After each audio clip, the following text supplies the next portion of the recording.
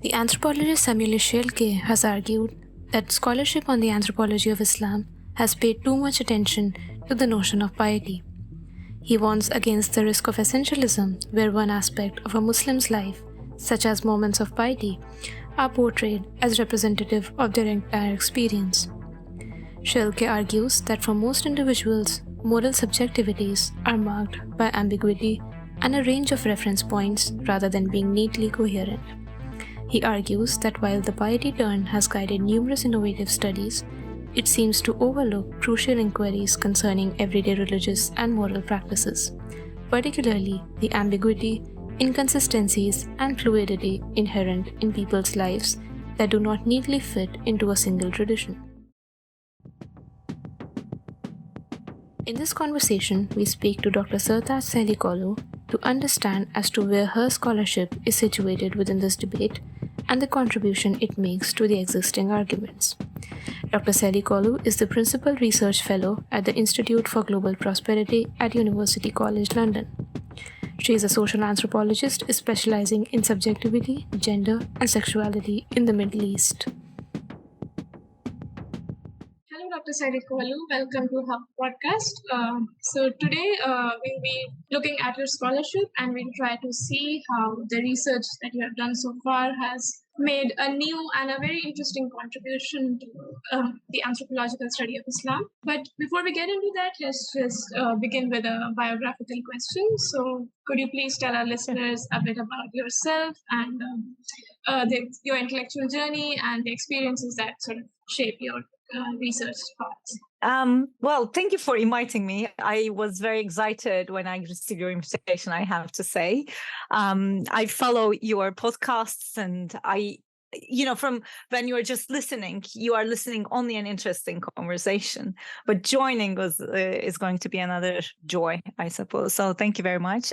So my name is Sertac Sehlikoglu. I'm from Turkey, and I did my first degree in Turkey Boğaziçi University as well, and in sociology initially. And I don't know exactly from which angle I should really share my biography/journey as you put it. But one of the things that I enjoy highlighting is that my entire scholarship started from what I had been reading during my undergraduate years about Muslim women as a Muslim woman myself. And back then I was also a hijabi. That when you read the literature on gender and the Middle East, gender and Islam, and most of the scholarship are obviously, as soon as you say gender, back then they were focusing a lot more on women. That's what was understood back then.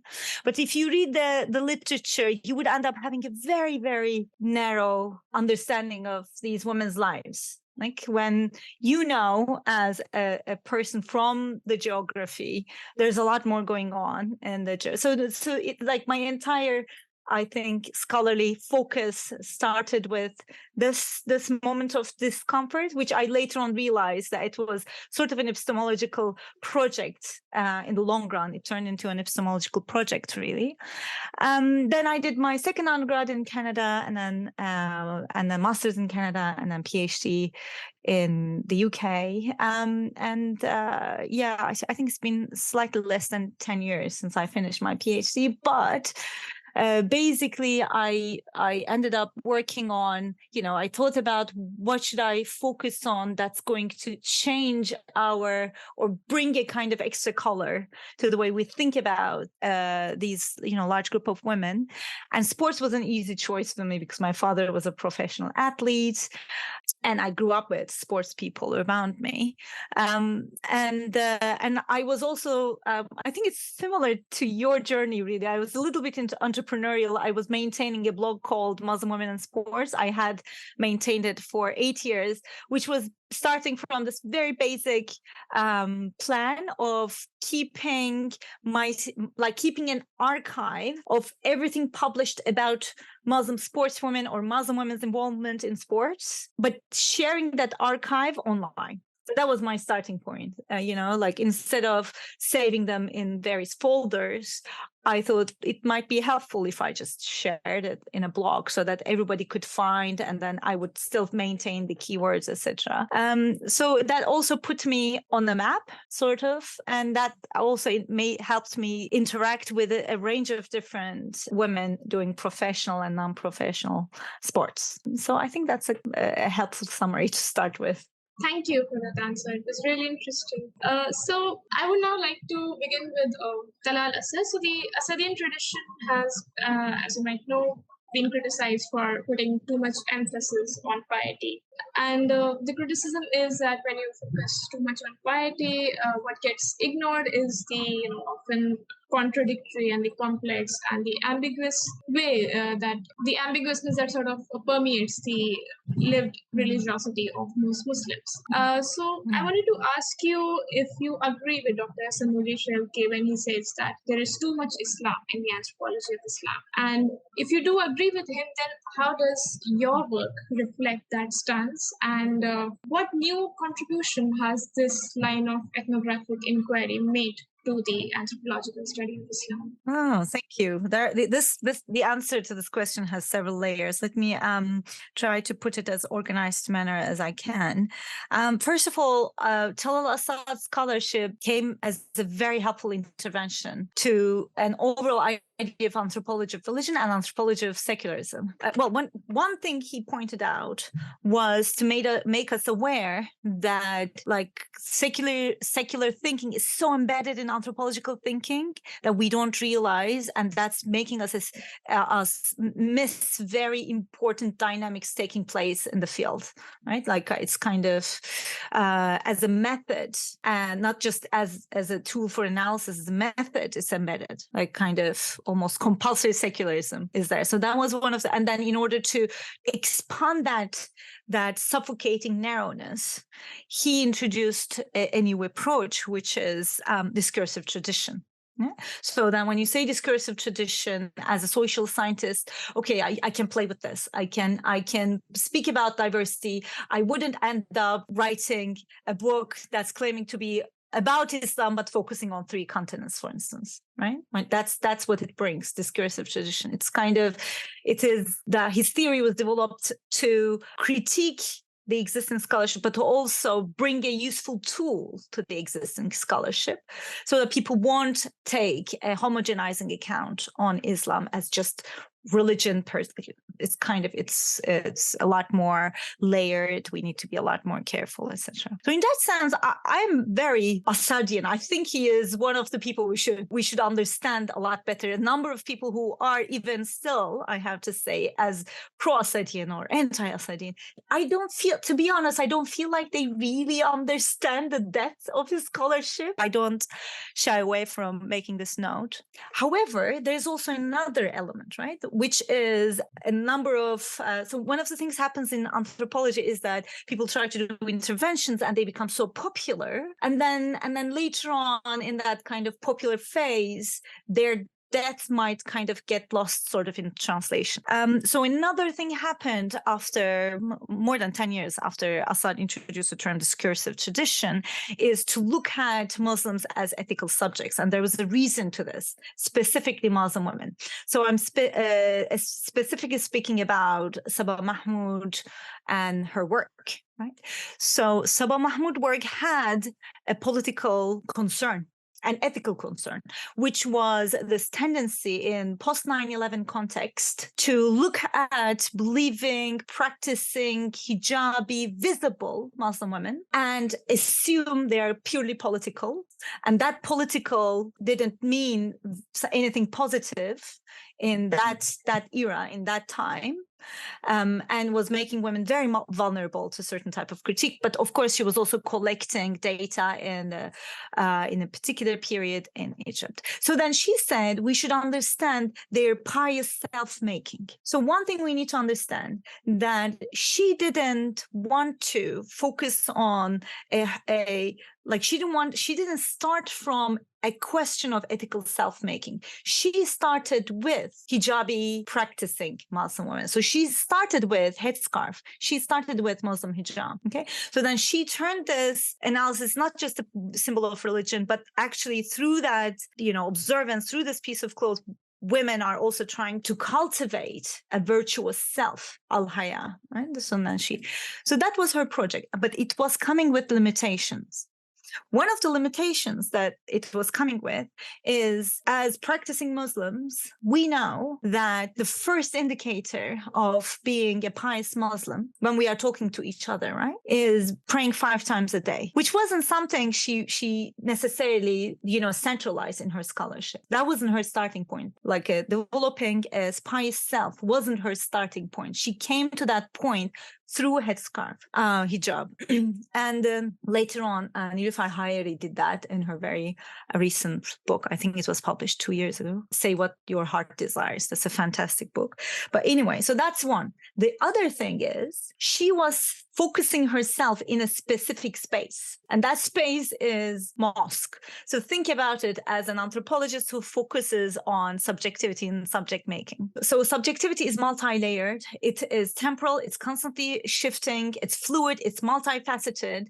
But sometimes it's frozen in a particular shape. So that multiplicity becomes limited and unicolored on certain times in certain spaces. So if I am teaching at the university, I am my scholar self, right? I am my professor self. When I'm with my family, I'm a daughter, I'm maybe wife, I'm whatever. So these layers keep changing based on the moment, based on the space. So what happens when you look at those individuals in only mosque, before, after, during prayer and religious conversations, you will be only exposed to their pious self. And that's what you will observe. And those multiplicities would get lost. So that's the limitations. But the real problem, I think, so I don't think any of this was her agenda, her scholarly agenda.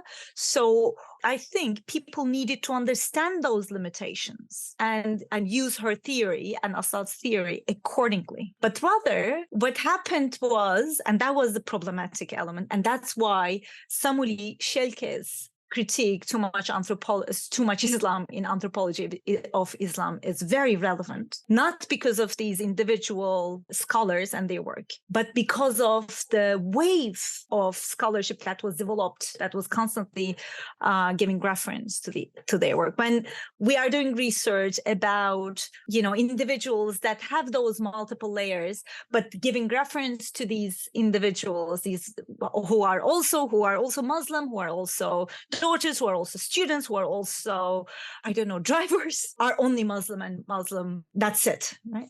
So this is the problem. So then all these multiple layers would get lost. And then on top of that, we assume piety. So then you would see a number of work, very problematic. I'm deeply troubled, that is using the word pious Muslim as a almost like liberal and politically correct way of referring to headscarf wearing hijabi women. That is incorrect. If you didn't do research specifically about their piety, if their relationship with hijab had nothing to do with developing this virtuous self, that's a way of denying their reality, but also a way of reducing their subject position to a single layer that you didn't even verify through ethnographic field research. So, and then I can give more examples, like doing research about things that are purely related to worldly pleasures, but because women are wearing hijab, it's about piety and whatever, right? So that element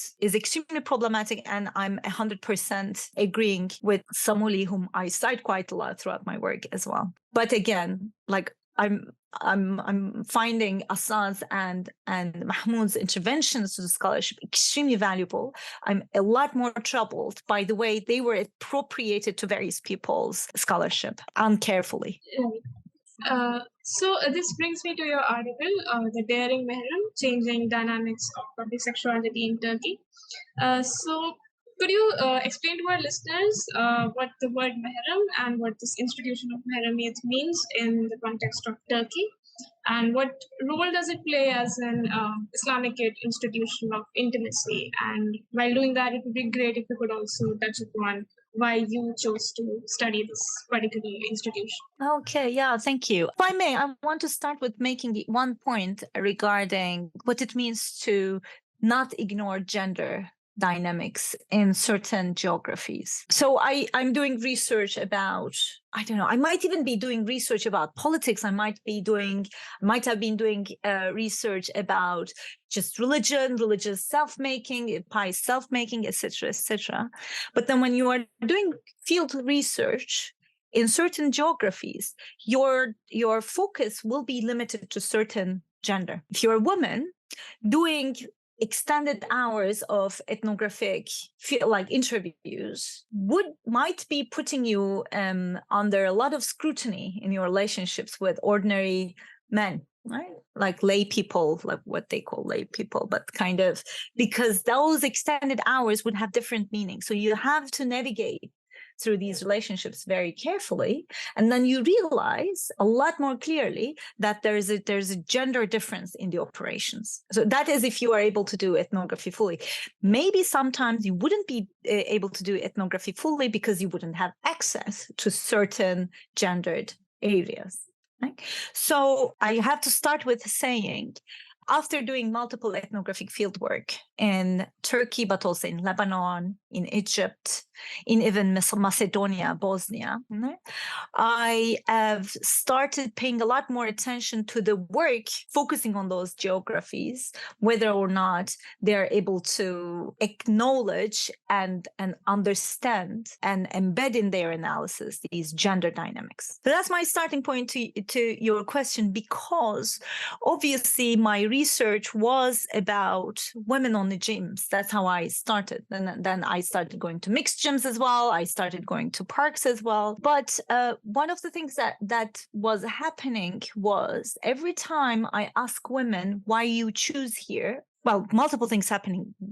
One of them is they weren't able to clearly explain to me why they were feeling uncomfortable. So the comfort was the word they kept using, though. I wouldn't feel comfortable. I wouldn't feel comfortable. But that the comfort is a very tricky term. It might mean physical comfort or another type of, like, comfort is a very, it's a term. You need to help them explain it a lot more clearly, right? And then there would be women that I was interviewing with who would give some examples, which I could later on use. Some women said this. Do you agree? Do you disagree? So that we could open up. And in those processes, I realized that there was something very interesting that I should be talking about. First of all, one of the expectations a number of people had for me to see when I go to women on the gyms was, to see only hijabi women attending those gyms because they can't use elsewhere, right? In a women on the gym, you can take off your hijab, you're, all women, the windows are curtained or blocked, so no men is seeing you, so you can work out. But no, actually the percentage of, I was taking detailed notes, the percentage of hijab, like headscarf wearing hijabi women, was pretty much same with the percentage of hijabi headscarf wearing women in Turkey. So why is it happening? The reason that was happening was because with or without hijab, all women have to deal with the gender norms operating on them. And one of those norms is this understanding that being seen in particular way, when your body parts are seen, your skin is seen on certain parts of your body, or even if it's fully covered, when it is being stared at while you are doing certain types of exercise. It might be jumping, it might be raising your legs, it might be all sorts of different body movements. If it's stared at that way, women would feel as if they were harassed to the extent of as if they were being penetrated through male gaze. And that means something really important. That means the normative, heteronormative dynamics, which Laurent Berlant explains that.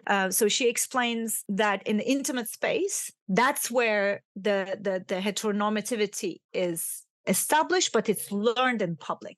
right? That's how the relationship goes. And she uses the term to refer to this institutions of intimacy. Because once you say institution of intimacy, then you can talk about why the same norms are informing private and public and vice versa, right? So that seemed to be very helpful, because women also kept using the term mahram. It's a mahram act. It's a mahram part of my body. I'm his mahram. Mahram is always there. Mahram means forbidden. Mahram means the one that needs to be protected against the non-mahram. And that's another layer. So it's not juxtaposed against anything other than non-mahram. Non-mahram is the foreign men. And sometimes if it's an act, and then it's I explain it in detail in various articles. And one of the things that gave me pleasure in writing that part is that it was, so most of the time when we talk critically and think critically about gender, we need to turn our face to feminist scholarship and queer scholarship, right? So I could use queer theory to critically open up these normative operations. And that part was quite refreshing for me. If you have any follow-up question about that, I would be more than happy to answer, but in a nutshell. Yeah. So I just wanted to move next to the headscarf wearing models that you describe in this article. So they're quite interesting because on the one hand, they are wearing the hijab, which means they are, sort of submitting to a certain understanding of religion, and on the other hand, they are also posing on the cover of magazine, and thus they are exposing themselves in a way that would be considered inappropriate by most conservative Muslims. So what does this say about the complexity that is involved in the way people practice religion? And what is this phenomenon of hiding and revealing at the same time? Hiding because they are wearing the hijab for whatever reason that may be, but at the same time, they are also revealing themselves by posing on the cover of a magazine. So what does this phenomenon say about the male gaze and the culture of Mehramiyat? Yeah, thank you. The article was doing something, I enjoyed quite a lot writing that chapter, actually, because it was giving me the space to compare two different type of people from very different political inclinations. So I was comparing the kissing protest in Ankara in 2013 and the kind of the staring back, these kind of posing cover girls, the hijabi cover girls in Ala magazine, which is a fashion magazine for hijabi women. And I was arguing that both of them were kind of doing something daring to the institution of intimacy, a culture of mahramiyat. One of them is performing a mahram act publicly. That is kind of startling. And the other one is, as a mahram body, they are staring back because mahram body needs to cover itself against that male gaze, right? And later on, I was also observing similar daring moments amongst women when they stop caring and they start daring. It is signifying the changing sexuality culture in Turkey. And that change is happening very slowly, but if I may say, surely. So yes, hijab has, like headscarf, one of the kind of components of headscarf is privatizing women's sexuality. But it has other layers, as Mahmoud was trying to explain to us. And we can never know exactly why a woman is putting on headscarf. But one of the logic, a number of headscarf wearing women in Turkey would have young women as well, but also like more middle-aged women, is to say, I'm already wearing hijab, I can decorate the rest, right? So then they are kind of turning this into, and that's their contribution to that shifting culture of sexuality, this changing culture of sexuality, which is something pointed out by a number of gender scholars focusing on Turkey, right? I kind of very much enjoyed reading Gül Özyeğin's book back then that I was citing quite extensively. She was also pointing out that sexuality culture is going through a change. And a number of other feminist scholars now are saying that this changing sexuality culture is troubling the masculinity culture, which is causing an increase in domestic violence, etc., and even femicide, unfortunately. So I think there is this interplay, right? So women are separating their relationship with hijab to, maybe it's connecting them to religion, maybe it's connecting them to their families, maybe it's connecting them to their sexuality at a certain level, but they are also kind of claiming some power over their own sexuality. Because what it does, this daring moments, what they do is essentially they trouble that binary dualist hierarchy. The mahram needs to cover itself, protect itself from that penetrative non-mahram gaze intervention. So they are kind of troubling that dualist hierarchy, which I find fascinating. All right. So now I wanted to move to your book, Working Out Desire, Women, Sport and Self-Making in Istanbul, where you focus on women's quote-unquote desiring subjectivities. So could you please explain to our listeners what this book deals with and how does it fit into the larger narrative about the complexity of Muslim lives that we're discussing here today, Muslim women's lives? Yeah, thank you. Thank you for the question. That's very well put. So one of the things, as I said earlier, that became very suffocating in terms of conceptual diversity is when pious Muslim women ended up being the term to replace Muslim women or hijabi women, as if it was the politically correct way of referring to a Muslim woman who's wearing hijab. It is also problematic because we, as I said earlier, the main indicator of piety, not as in an indicator from out as an outsider, right? But amongst practicing Muslims, when they're speaking to each other, one of the things they ask each other is whether the other one is praying for 5 times a day. That's quite a commitment. On top of that, there's also what's, it's something very understudied.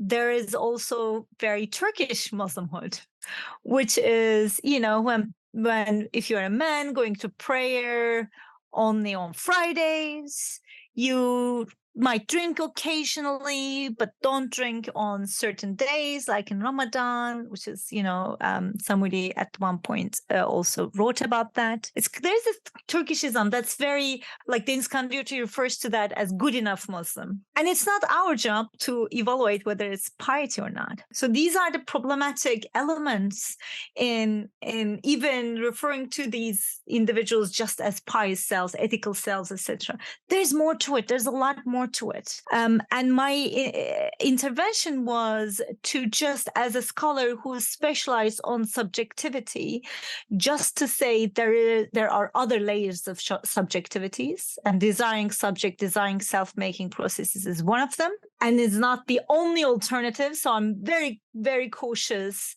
and constantly warning for people not to use it to replace, secular selves, like another dualist binary thinking. Right? It is an attempt of bringing a color to black and white, which means there are other colors. So that was my concern. But also because I was working on women, and I was working on women attending these, gyms, right? And one of the things that I was noticing there was that not all women were going there to discipline themselves. They weren't going there to necessarily become extraordinarily fit. They might be experimenting with it a little bit, but they're also socializing. And it's important to find a place to socialize beyond your neighborhood and beyond your network of relatives and in-laws, right? That's very critical in the lives of women. And you need to also understand that the percentage of women who in Turkey who are only defining themselves as ev hanımı, which is housewives, maybe loosely translated, is 75%. That is a very high percentage. So, which means they are dedicating their lives to their families, to their partners, and then it is coming with a huge package of in-laws and this and that, right? So that they want a space where they can socialize with other type of women who are not necessarily using the information about their own lives partners to gossip about them, the women who are connecting to each other, and it's not going to hurt them. And so there were other elements at stake. And another layer of element that was becoming more and more clear to me as I moved on in the ethnographic field research process was connecting with your desire takes time. So in Turkey, and it is like that in a number of other contexts, when you are growing up, your desires, you are told to discipline your desires. Your desires were never seen as things that are defining you, as opposed to, I'm not being heteronormative here, I'm speaking about the heteronormative society's attitudes. Just want to clarify that. If you are a boy, then you are told to embrace your desires because it is imagined, understood in that cultural setting that desire is masculine, and it like a man's desire, a boy's desire is a very foundational aspect of their male selves. Okay. And therefore, if a boy wants to have something, it is offered to them a lot more frequently than to girls. And if a boy enters into a shop, he was gifted like little things, like little bras, like chocolates, candies, whatever, a lot more frequently. A number of women during my interview and outside of my interview also keep confirming this, right? So there's that, which means that in your adult age, if you want to connect with your desire, you need to work on it. That's what working out desire means. You need to find what you want, what it means to connect with what you want. How are you going to navigate through society? How are you going to articulate your desires with yourself, but also with your social network? And that self element is also very important and was a lot more visible when I was speaking to women who are over 50, 55, because when they were trying to articulate, when I'm asking them about things they desire, things they want to do just for themselves, they weren't very much willing to admit that they are following their desires, because that would mean they would feel selfish. And this is such a universal element when it comes to women following their desires. A number of other feminist scholars started writing about it. But then it was the reason why it's working out desire is also because women need to free themselves or slightly liberate themselves, not complete or romantic sense of freedom. I'm not talking about that. But they are also objects of certain routines, time regimes. That's the phrase I keep using. Like I dedicated 3 chapters to time and temporality because your connection to different subjectivities is determined by time as well as by space. And space is a lot more visible. It's a lot more easier to observe and write about. But temporality, time, is extremely difficult to ethnographically trace and then turn into an object of analysis. But they have to also navigate through them. They have to create new routines. They have to create new rhythms. They can't change everything altogether. We are not being like romantic feminists, but they do create little ruptures, which is very valuable and very important in forming these designing cells. And this project itself is complex enough when women are carrying them. And I had the chance, which was a fantastic chance, of observing my interlocutors' after stories, right? I finished my ethnographic fieldwork more than 10 years ago. And then it took about 7 years for me to publish the book, which means, well, I'm still in contact with a number of them, which means I had a chance to update my information about these women. And I can see how one of them, got into, like, one of them didn't have she didn't have high school degree. And then she finished high school and she got herself into a university program, into a bachelor's program. Another one divorced her second husband now, which requires a lot of energy, right? Another one wanted to have babies and she had the energy to get into an IVF process and had a baby. Like, these are all results of going through the process of this working out desire, this experimenting with what I want, whether I want to learn a second language, can I change my outlook? Well, what should I do? So these are all these like different layers of complexity your question was interested in, on top of how design self-making adds a layer to black and white, adds a color to black and white. That was very interesting. So I'm curious to know what would your response be to scholars like Dr. Nadia Fadel and Dr. Mehdi Fernando, who argue that if Muslims are imperfectly realizing religious norms, that doesn't mean that they do not attach importance to those norms, right? So they say that there are Muslims who may not be following certain authoritative religious prescriptions, but they sort of inwardly feel guilty about it, right? So there's a constant sort of struggle that is going on. They want to be pious, but they are not able to realize the kind of piety that they consider ideal. So I was just wondering, like, what would be the framework to analyze and to study the subjectivity of such people? So should we sort of resort to the framework of the piety turn, or can this group of people be better studied through the line of inquiry that you are proposing? Yeah, again, you are asking very interesting questions, and I'm feeling extremely excited because you're taking a risk because each one of them runs the risk of coming with a number of layers of answers. Okay, I think one of the first things I can say is that, yes, I agree, but I don't think any of the scholars that I'm trying to engage with are necessarily trying to do exactly that. I don't think Samuli Schielke's project was about trying to replace non-pious cells with pious cells. I think he was trying to kind of bring the notion of diversity. So that's the first thing I think I can say.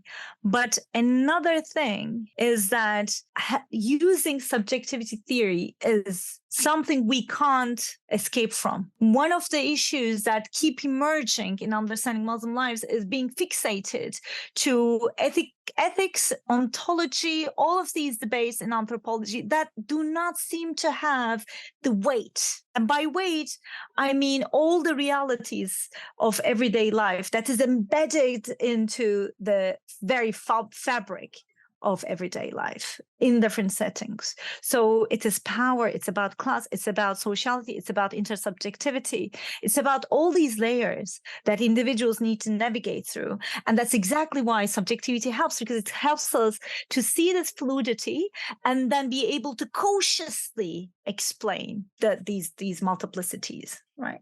So you can say, okay, I'm dealing with this individual. I'm focusing on this individual and that individual's desiring self. But that desire is where this woman is seeking refuge in the aftermath of a trauma she has been through. And I'm speaking about one of the individuals in my book. I'm being a little bit careful when I'm talking about my research participants in interviews, because I know their real name and I forget what pseudonym I use. So I'm trying to not mention their name. But if you read the book, you will remember this woman who was speaking about the moment she saw her sister in a coffin, and how she had an life-changing decision in her mind that she needs to care about herself, right? And then who is this person we are talking about? Is she a sister only? Is she a religious person only? What sort of revelation is she having? Is it a feminist revelation, or is it like it has multiple layers? Like we can't reduce it. And another layer, which is, I know Nadia Fadel's work a lot better. Nadia's agenda is to remind us constantly that even at that moment, if you speak to this individual, she would be explaining her revelation through religious terms, which is not to be ignored. So I think one of the things we need to understand is that this is not a black and white game, which is the point Lara Deeb was raising, if you remember, in that special issue that you are referring to, co-edited by Fernando and Fadel, right? And these are the elements. So let me think about your note about efficacy of norms and the realization by conscious, unconscious, discursive, and affective attachment. Yes, in all of these layers, I have to say, I keep going back to theories of subjectivity. That is almost like my well-grounded hook that is connecting me with my methodology and helps guides me in analysis. I want to make one more note. I am finding it extremely helpful to read another scholar. Her name is Louis Macnay. I don't know if you know her. I cite her quite extensively. But her work, she's a political theorist actually, but she has this book, Misguided Search for the Political, in which she, like the critique she's raising, she's an Oxford-based scholar. So the sort of critique she's having is coming from the discomfort from all these canonical positions a number of theorists are taking, if that makes any sense. And that position is to come up with very advanced, very almost like above everyone theories, very philosophical terms, and try to incorporate them in their social analysis. And like the way I'm reading her is, of course, as an anthropologist, that one of the mistakes we run in, or one of the risks we run when we are using ontological turn, ethical turn, all of these big words, and I'm using the big words as a term, actually, these big, very heavy, very homogenizing concepts. The risk is that they are written, they run the risk of being written in a very social weightless, that's Louis Macnay's term, socially weightless way. So it's taking me back to the initial question you asked. So what happens when I try to understand piety in the lives? So the question there is not just whether the individual is pious or not, right? The question there is whether we are able to understand the very social fabric and social realities of these individuals. So Sabah Mahmoud did her research not only in a mosque, but also in Cairo. Anybody who has spent some time in Cairo can tell, as a Muslim, I could tell that piety is almost palpable there. Like in the social life, it is palpable. But then what happens when you look at, because now piety is a fancy term and fancy concept to use, when you take it and use it to understand like piety of European Muslims, the realities are completely different. If you are not loyal to the ethnographic realities of your interlocutors in Europe, then it means you have no idea that these people won't be hearing adhan to go to the mosque. They will have to take permission or hide the fact that they are praying from their bosses or line managers. They can't wash their feet when they're taking wudu without freaking out anyone. You have zero understanding about their realities. They have to follow the prayer times on their mobile phones apps. How can that be the same piety that Sabah Mahmoud has observed in Egypt, in Cairo? So then it almost becomes some sort of a scholarly, posh, elitist cloak for you to use these big terms. So I think all of these interventions, when these anthropologists of Islam are speaking to each other, they're kind of really caring about their interlocutors and their everyday lives. The issues become a lot more problematic when scholars are engaging with these bigger terms, and they are making these terms turn into a fad and pushing them completely away from the initial concern Sabah Mahmoud had, Talal Assad had, Samuli Schielke had. So that is what I try to kind of focus on. I'm not trying to be kind of welcoming to everyone, but I know I've been following all of these scholarships very closely over 15 years, really. Thank you for that answer. That was really comprehensive. So would you like to share with our listeners certain recommendations that they should read to understand the anthropology of Islam in a more holistic, nuanced way? Great question. I immediately thought of the person I just mentioned, actually, Nilüfer Hayeri. Her work has already won an award, maybe more, I don't know. It's a very interesting book. I also have been following works of Cemil Aydın. some time ago, he authored the book An Idea of Muslim World. And these are the two names that immediately came to my mind, but there are a number of scholars, obviously. Yeah. So would you like to share with us what your next project is? And I'm also interested in telling our listeners about the Taqayyul project. And so would you share with us what are the aims and objectives of this initiative, and what kind of research are you and your team carrying out, and what do you plan to do in the future? Oh, thank you. Oh boy, it is becoming an exciting project for me. But what I'm doing with this is, so one of the, after I had the chance to fully develop my scholarship on what I call intangible aspects of human subjectivity, right? Desire is an intangible aspect of human subjectivity. And meanwhile, when I'm dealing with that, I also publish quite widely on issues related to intimacy, and subjectivity theory is engaging with theories of psychoanalysis quite deeply. All of these tools were also simultaneously telling me that, like, every time a political analysis of something happening in Turkey or the Middle East was deeply incomplete without these tools that I had the chance to learn through my work in duration of developing my work. So in this project, that's one of the things that I'm trying to do, which is try to understand political imaginaries. And that's the starting point. Try to understand political imaginaries, but in a way that comes from the field, right? But that's the starting point. Another element that's embedded into this ERC, European Research Council funded Taqayyul project is related to another premise. So I've been running these reading group in which we were reading classical Islamic texts and trying to understand the political projects of a number of different classical Arab scholars like Al-Kindi, Al-Ghazali, name it, Ibn Khaldun, Maimonides, or Ibn Maimun, was that we need to, if we are going to develop a new theory that is freed from Eurocentric thinking, we need to engage with the native scholars that had lived there, that had written theories from there. And most of the time, when you do a presentation by using these theories in the very geographies, right? If you do a presentation, give a talk, engaging with Ibn Khaldun, even if you engage thoroughly critically, it makes a lot more sense to your listeners. They won't feel like they are being reduced to limited tropes. Right.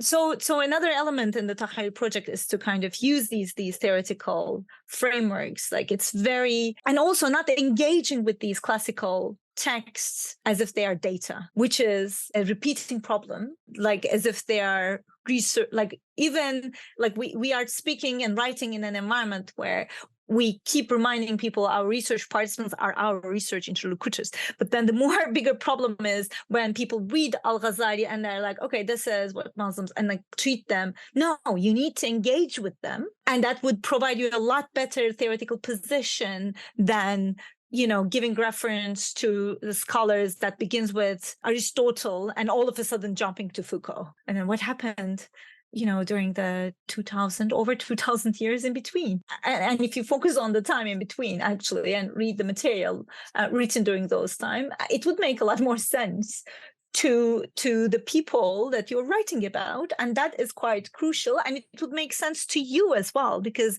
the way those very long period of time filled is also informing how people are processing certain knowledge. So that's the other element. And I just realized I forgot to mention Shahab Ahmed. A number of people, in your former question, a number of people find his work. I don't know. I've heard different types of critique, but I think his work is quite extraordinary. I wish he lived long enough for me to have a conversation about his work. But yeah. Something I realized I didn't mention. The reason I'm mentioning Shahab Ahmed is because he introduced the term Balkan to Bengal complex, or widened its use.